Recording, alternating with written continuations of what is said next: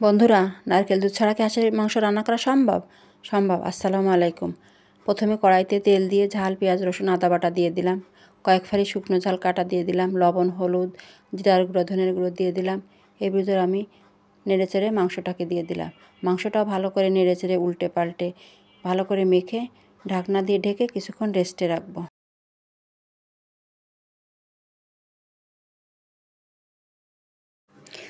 ভালো করে নেড়েচেড়ে আমি এর ভিতর জয়ত্রী এবং জয়ফল দিয়ে দেব, যাতে হাঁসের মাংসের গন্ধটা না আসে, যেহেতু নারকেল দুধ দিচ্ছি না তাই।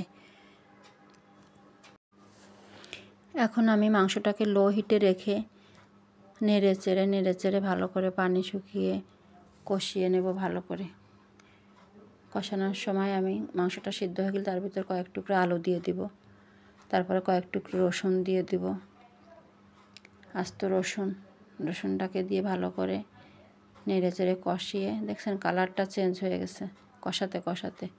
এখন আর একটু ভালো করে নেড়েচেড়ে এর ভিতরে আমি ঝোলের পানি দিয়ে দেব। পানিটা অবশ্য অল্প করে দিব। এর ভিতরে আমি আবার গুঁড়ো মশলাগুলোও দিয়ে দিলাম।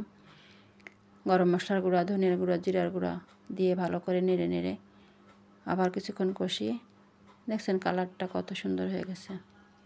এবার পানি দিব।